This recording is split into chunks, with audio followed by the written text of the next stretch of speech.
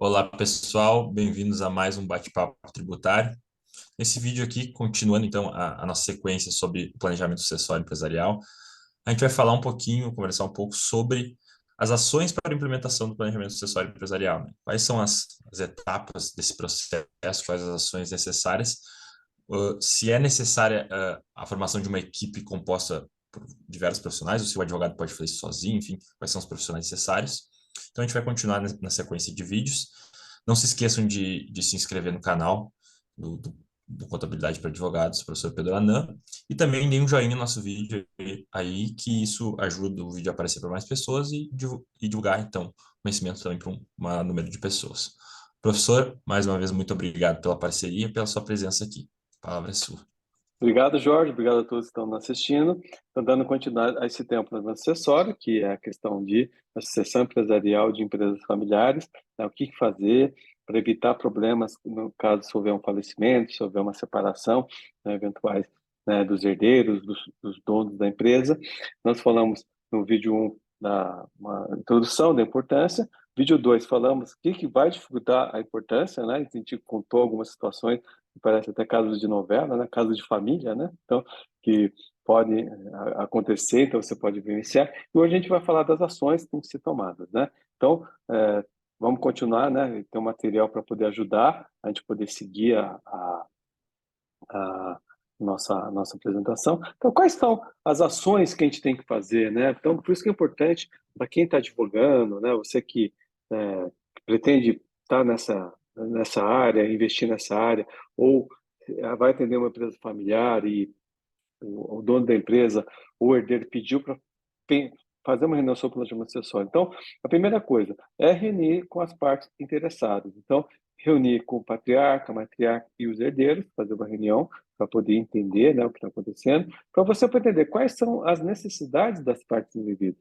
Então, o que, né, o patriarca quer, o que a matriarca quer com o planejamento sucessório. Então, ele está preocupado com o quê? Né? Qual que é o ponto de vista dele? E também dos herdeiros. Qual que é o ponto de vista deles? O que eles estão esperando? Né? O que eles esperam nisso? Ah, eu quero ser diretor da empresa? Não, não quero trabalhar no negócio, quero ser só sócio, quero receber meu dividendo, lucro do negócio. Então, você tem que entender para você poder fazer um plano de ação para poder implementar o planejamento sucessório.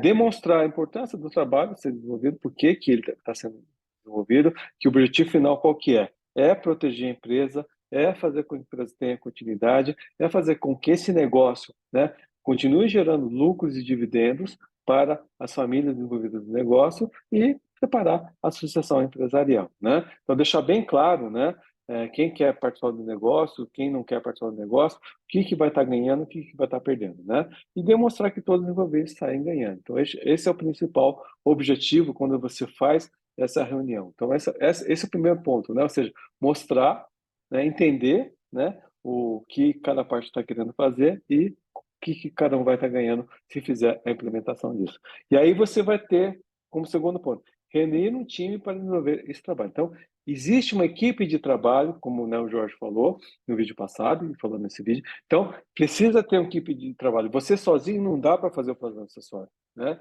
Você pode, eventualmente, como às vezes um advogado de confiança do fundador, da fundadora do negócio, que ele confia no que você vai dizer, confia que você se preocupa com os interesses dele e da empresa, né? Mas você vai ter que ter um time para trabalhar isso. Então, primeiro, as partes envolvidas, porque, né, como falei no vídeo passado, se alguém jogar contra, dificulta a implementação. Então, né, patriarca, matriarca e herdeiros têm que estar envolvidos no planejamento sucessório, tem que participar das reuniões, não em todas, mas nas principais, né?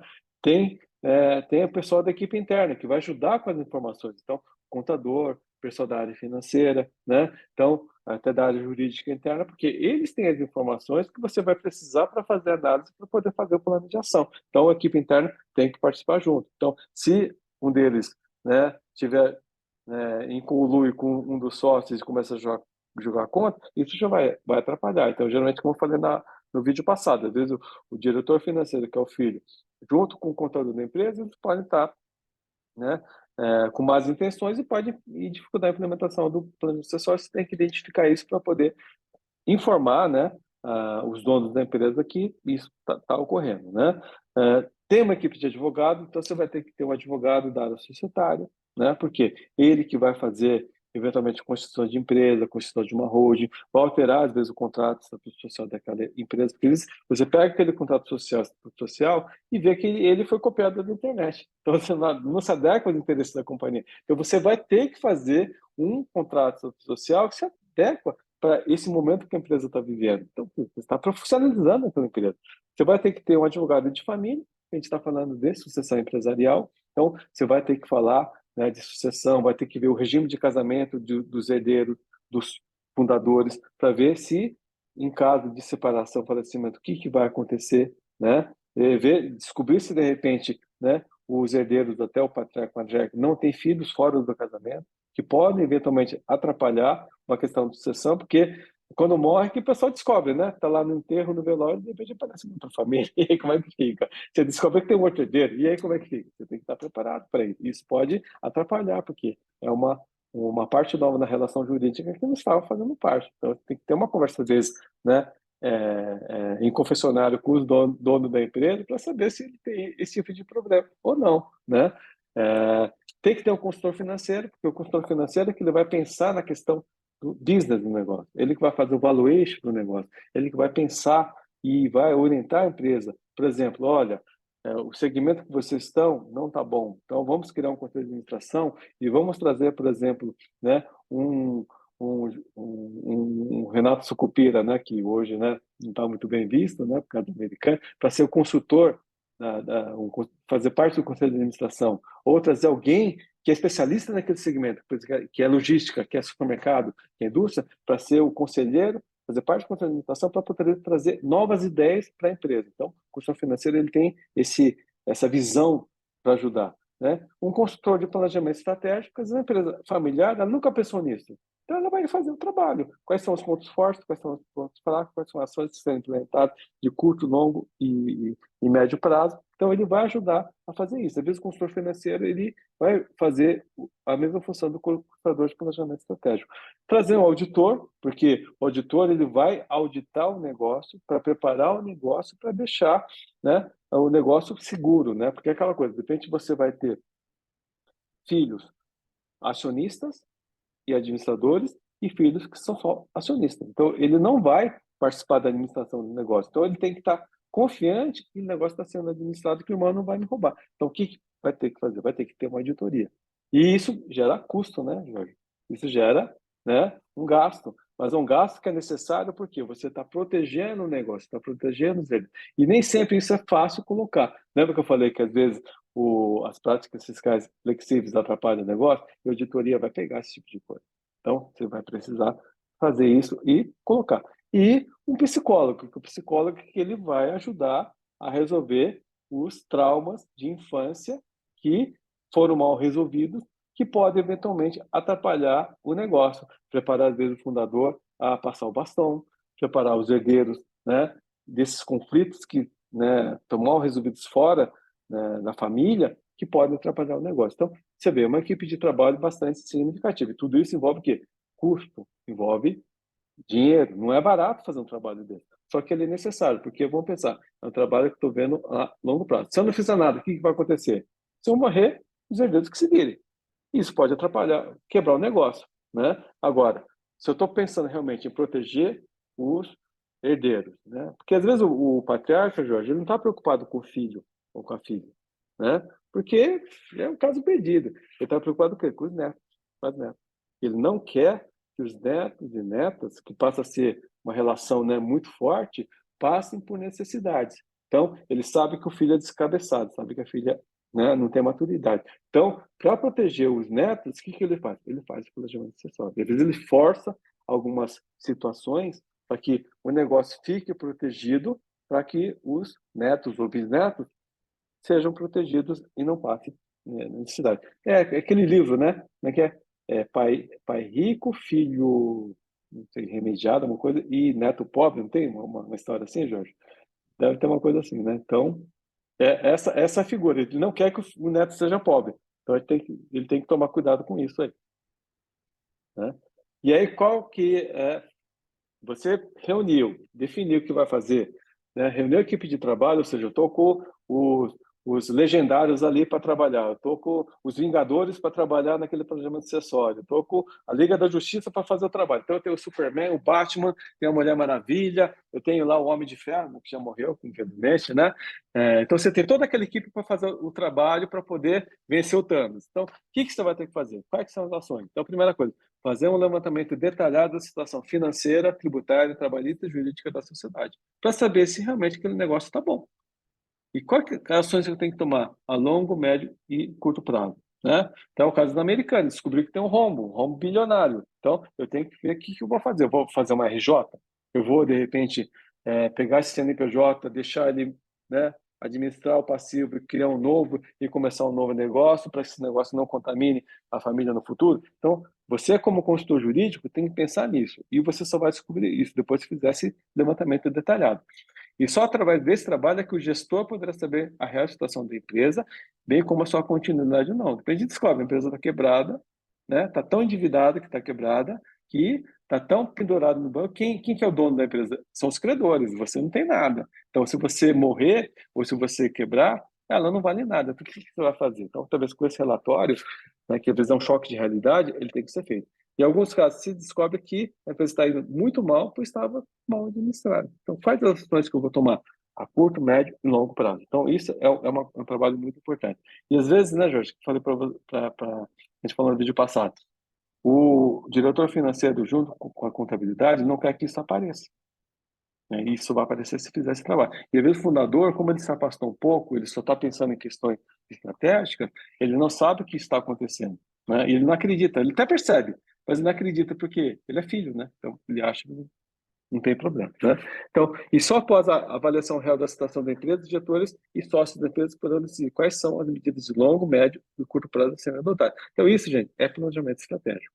Então, o advogado, junto com a equipe, que é legal fazer parte disso, você deixa de ser só advogado, você passa a ser, né, um consultor jurídico dessa empresa, você vai pensar médio, longo, médio curto, médio e longo prazo das ações que têm que ser tomadas na empresa. Então, o que eu tenho que fazer para sanear, por exemplo, um passivo tributário? Eu vou esperar um refis, vou fazer um parcelamento, vou entrar com uma ação anulatória, o que eu vou contratar um advogado tributarista para melhorar a defesa administrativa que está sendo feita. Então, tudo isso eu vou fazer junto desse pacote que está fazendo na nada. Então, você descobre, né, fazendo na due diligence, que todos os processos administrativos estão mal conduzidos. Aí você vai ter que fazer um trabalho de sanear esse passivo tributário, né? Fazer, de repente, uma transação tributária para poder parcelar aquela dívida tributária que é impagável para poder adequar de acordo com o patronamento da empresa. Então, tudo isso você vai fazer com esse trabalho. Muitas vezes, o planejamento estratégico da empresa, né? Às vezes nem tem planejamento estratégico, tem que ser refeito para adequar a sociedade à nova realidade. Por quê? São novos rumos. Eu deixo de ser uma empresa que é administrada, né, pelo dono, né, que nem padaria, para ser uma empresa profissional. Então, isso tem que ser feito, né? Isso poderá causar uma revolução na empresa, pois implica em mudança de procedimentos, processos e, em alguns casos, em pessoas, né? Que isso acaba acontecendo. Você descobre que aquele funcionário não está adequado para aquela função. Então, você vai ter que demitir, por exemplo, uma pessoa da família. Que, como a gente falou, né, nos vídeos passados, né, Jorge? Ele se encostou, né, porque eu quis ajudar, porque é minha irmã, é meu cunhado, é minha cunhada, é meu genro, só que eu descubro que ele não serve para aquela função, né? É o diretor de marketing, só que nunca fez marketing nenhum para a empresa. Ele só tem um cargo, então tem que demitir e contratar um diretor de marketing, que está, né, hoje, né, é, bem com as redes sociais, com uma série de coisas. Então, você tem que substituir. O contador vai ter que substituir, o pessoal da área financeira vai ter que substituir, o RH vai ter que substituir, porque o RH quem está cuidando é minha irmã, ou, né, a minha filha, ou, de repente, a minha cunhada, a minha tia, só que ela nunca não tem formação em RH, então, né, tem que substituir. Então, tudo isso, e pode gerar clima de pânico, né? Porque, geralmente, imagina, chega lá os Vingadores, né? Chega lá a Liga da Justiça. Todo mundo fica com medo, né? É que nem quando vem do juízo de empresa, todo mundo acha que vai ter uma demissão em massa. Pode acontecer? Pode. Então, se você está seguro do que você faz, se está preparado, não vai te afetar. Agora, se você está ali, né, só é, vivendo o dia a dia, fazendo arroz com feijão, aí você tem que ficar preocupado. Então, são coisas que tem que fazer. Então, esse é um processo todo que O pessoal vai xingar, vai te amaldiçoar, porque você vai fazer parte desse processo e você vai abrir a caixa de Pandora e vai mostrar os defeitos da empresa. O famoso quem não deve não teme, né? Sim, isso mesmo, né? Se tu não tem nada de errado, não tem problema nenhum em fazer um vídeo Então. disso.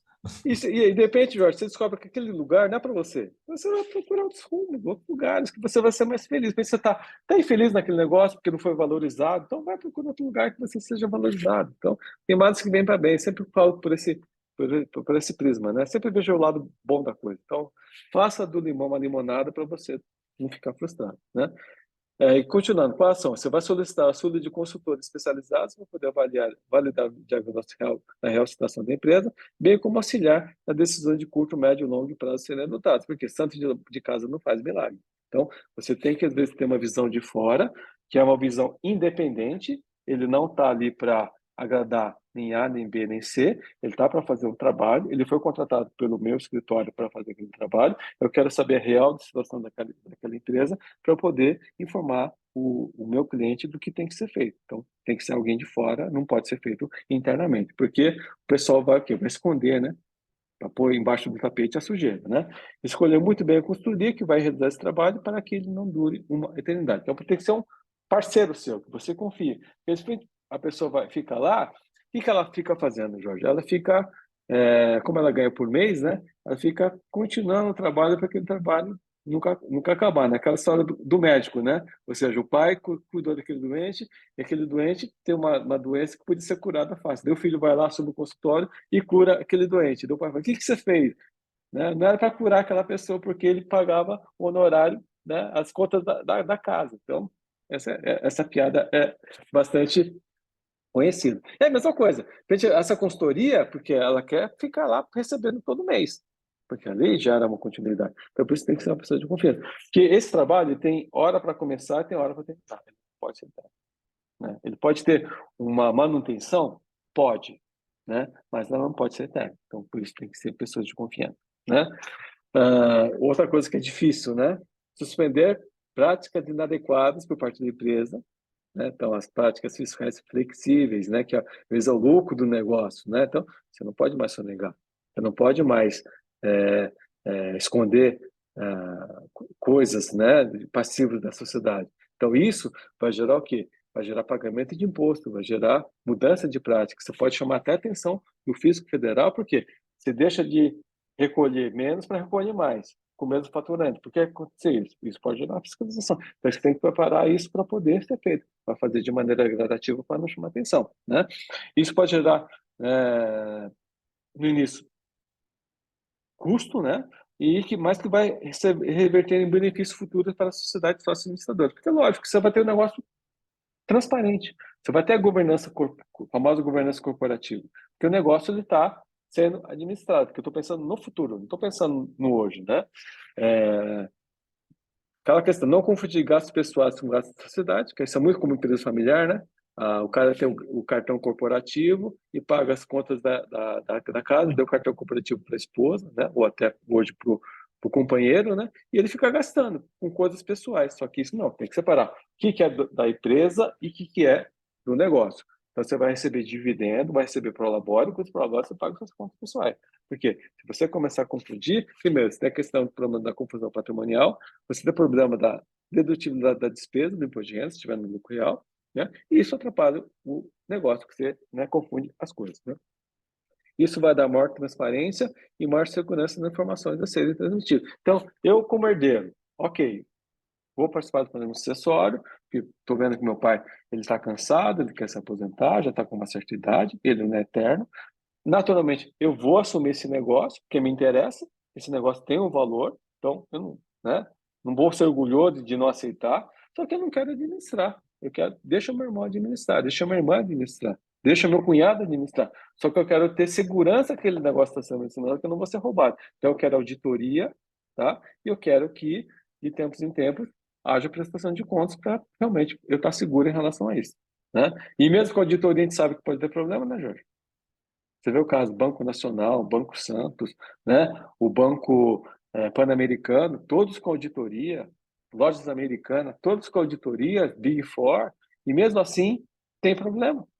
gera fraude. Então, né, isso não é garantia que 100% você vai estar seguro, mas pelo menos você tomou uma medida que vai te dar uma segurança no futuro, né? Então, contratar o independente para efetuar análise, fiscalização e auditoria dos procedimentos adotados pela sociedade, no sentido de dar maior transparência e informações de atos praticados, porque, como o próprio nome fala, é uma auditoria independente. Então, ela está não com interesse de A, B ou C, mas sim com interesse do negócio, né? Isso tem que pensar no custo-benefício. Vai ter um custo? Vai. Mas isso vai receber tendo benefício. Então, eu vou ter segurança. Quem fala, né? Aquele ditado barato sai caro, se aplica também aqui. Então, você vai ter um gasto, mas você vai ter uma segurança. Então, eu, como estou fora, não estou participando do negócio, sou sócio acionista, eu sei que aquele dividendo ele está mais próximo da realidade, porque tem uma auditoria. E se der um problema, eu vou responsabilizar a auditoria. Eu vou responsabilizar eventualmente os administradores por estar sendo enganado, né? E auxilia, né, em caso de venda total ou parte do investimento para alguém interessado. De repente, fiquei lá o tempo. De repente, alguém quer comprar o negócio, surgiu uma proposta, eu vou vender. Porque vai surgir uma proposta boa, porque a empresa está bem administrada, bem gerida, está auditada, e eu vou receber uma proposta interessante análise. Se eu não fizer análise, isso vai acontecer. Ninguém vai querer comprar aquele negócio, né? Então, a gente tem que evitar esse tipo de coisa. Então, essas ações são feitas. Então, o que a gente está vendo com isso tudo, Jorge? A importância do papel do advogado nesse planejamento acessório, que o advogado vai estar participando em quase todas essas fases do processo. Na auditoria, ele vai ser consultado, ele vai participar, ele vai olhar aquele relatório da auditoria, o dono vai mandar, né, os egressos vão mandar, os sócios vão mandar, e você vai ajudar a analisar para ver se aquilo está correto ou não, né? Necessidade de substituir as equipes contábil, administrativa e financeira da empresa para não gerar muito trauma.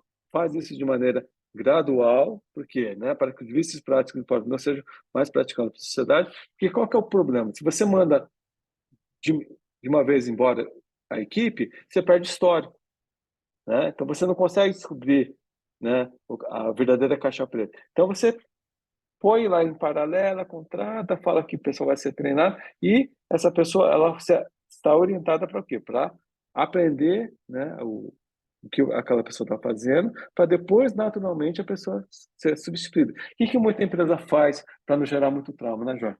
Contrata aquele contador, aquele pessoal que vai ser substituído depois que sai como consultor, né? Então, continua a pessoa jurídica, dá um contrato de 1 ou 2 anos. No começo tem muita demanda, depois aos poucos você vai tirando o trabalho daquela pessoa e consegue fazer essa substituição sem gerar traumas na empresa e também sem gerar também, né, problemas da pessoa sair, né, magoada e entrar com uma ação trabalhista, entrar com uma denúncia contra a empresa. E muita empresa faz isso para justamente fazer essa substituição.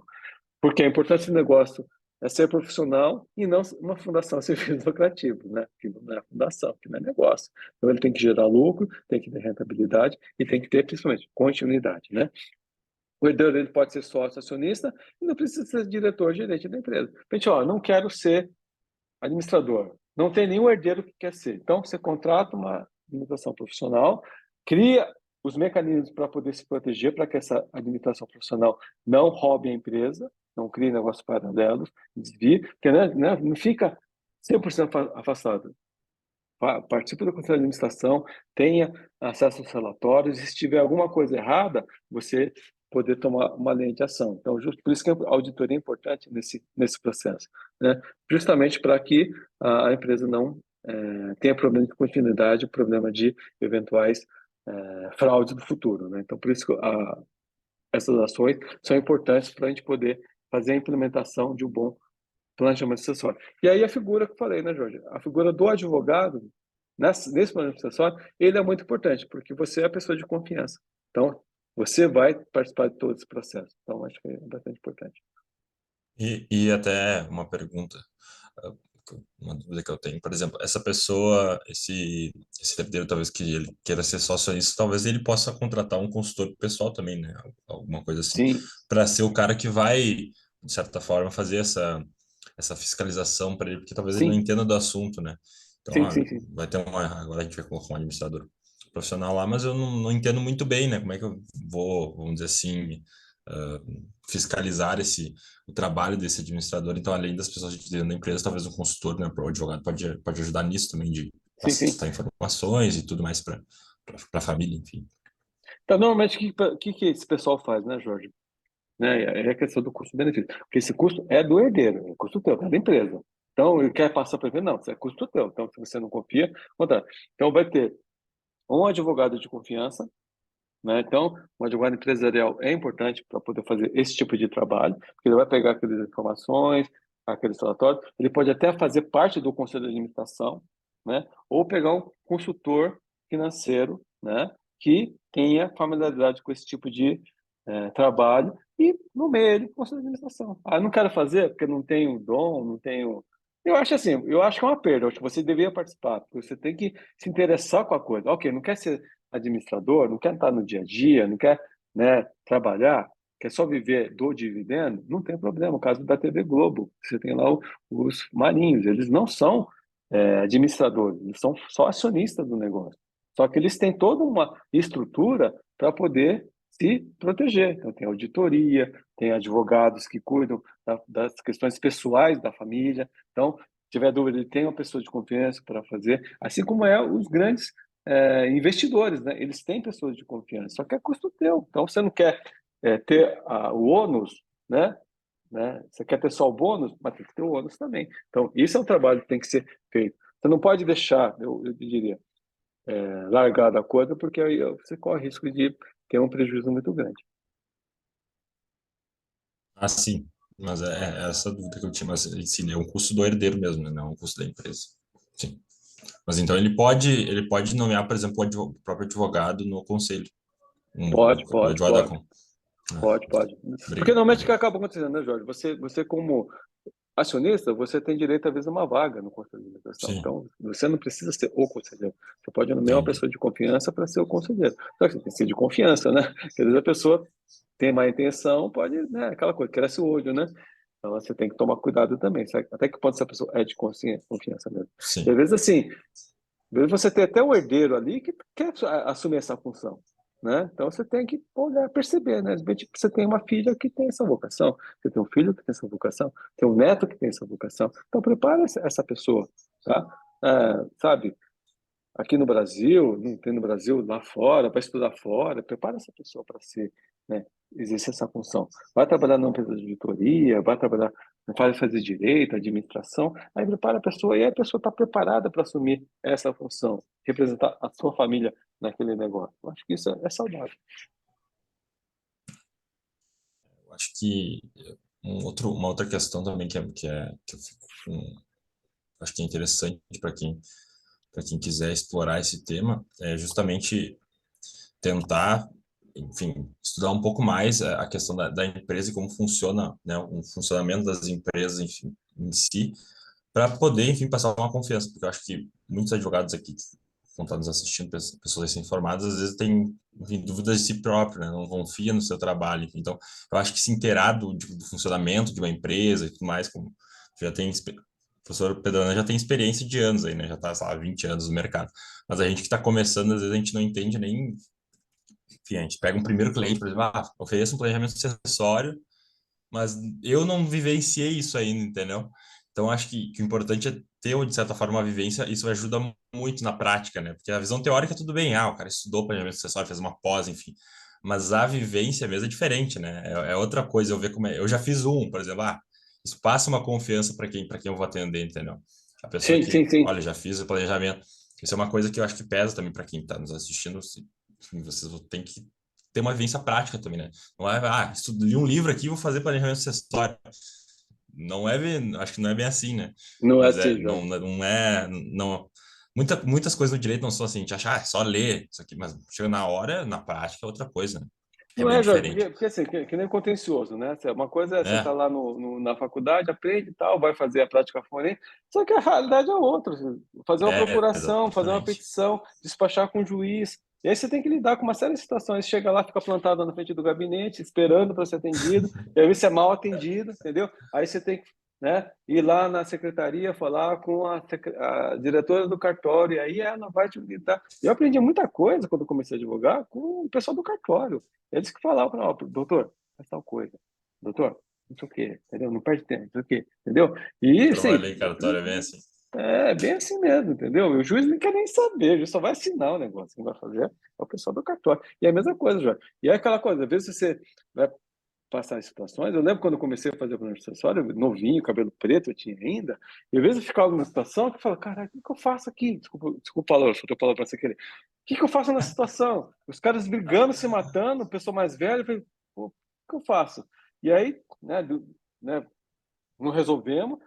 Comentei com o sócio na época, né, que cuidava daquela conta, aí ele falou, não, deixa que eu resolvo. Aí na outra reunião ele participou, aí eu vi, puta, aprendi como lidar com a situação. O cara foi pum, firme, entendeu? Sim, Sabe? na próxima já Na sabe como se próxima. comportar. E aí eu falei, bom, tem que ser assim. Ah, tá. E às vezes é perfil, às vezes você não é assim. Não sou um cara muito de assim, eu sou um cara mais de conciliador. Então, você tem o seu perfil também que você tem que se adequar à coisa, entendeu? Acho que o vídeo já ficou meio longo, né, professor? Isso, Vamos deixar para o vamos encerrar. próximo, porque esse tema ainda Próximo vai ter que tem alguns bastante vídeos, coisa para a gente falar. mas acho que esse é um tema que não tem como falar em pouco tempo mesmo, Sim, sim, sim. até porque a gente quer passar toda, né, essa experiência para quem está nos ouvindo, então, mas a gente vai gravar mais alguns vídeos, depois a gente vai entrar na questão da holding, familiar e tudo Isso, mais. isso. Então, não se esqueçam de seguir o canal aí, se inscrever no canal para acompanhar os próximos vídeos que a gente vai fazer, os próximos bate-papos. E também curtam o vídeo aí, comentem, enfim, eventuais dúvidas, podem mandar para o professor Pedro aí nos comentários, no chat.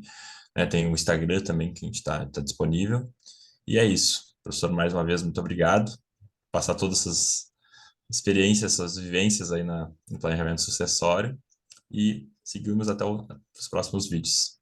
Perfeito. Obrigado, Jorge. Obrigado a todos que estão assistindo. E até a próxima. Obrigado, gente. Até logo.